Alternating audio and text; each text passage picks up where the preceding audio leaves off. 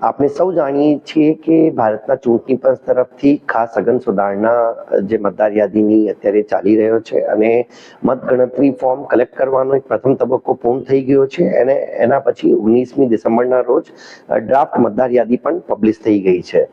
હવે ડ્રાફ્ટ મતદાર યાદીમાં જે લોકોના નામ નીકળી ગયા છે મતગણતરી ફોર્મ ના ભરવાના લીધે અથવા તો 2002ની છેલ્લી એસઆઈઆરની સાથે લિંકેજ ના કરવાના લીધે તો પોતાનું નામ દાખલ કરાવવા માટે ફોર્મ નંબર 6 મતદારે ભરવાનું રહેશે અને કોઈ પણ ડ્રાફ્ટ યાદીમાં જે નામ હોય અને એમની સામે કોઈ વાંધો હોય તો ફોર્મ નંબર 7 ભરીને આપવાનું રહેશે. અને આ કામગીરીમાં એક ઝુંબેશના રૂપે કામગીરી માટે જે આવતા શનિવાર અને રવિવાર એટલે કે 27મી ડિસેમ્બર અને 28મી ડિસેમ્બર અને એ પછીના શનિવાર રવિવાર એટલે કે 3જી જાન્યુઆરી અને 4થી જાન્યુઆરી આ 4 શનિ રવિના જે દિવસો છે આ દિવસોના ઉપર બીએલઓ શ્રી મતદાન મથક ઉપર હાજર રહેશે.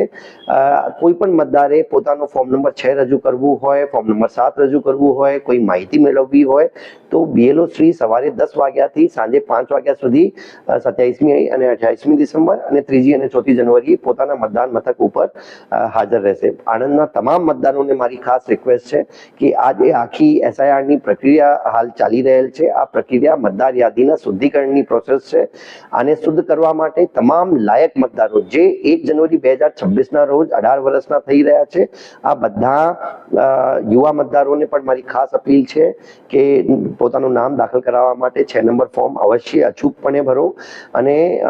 મતદાર યાદી શુદ્ધ કરવા માટે જે લોકશાહીનો એક મૂળ સ્તંભ છે આ માટે આપણે બધા મળીને સહિયારો પ્રયત્ન કરીએ. Thank you.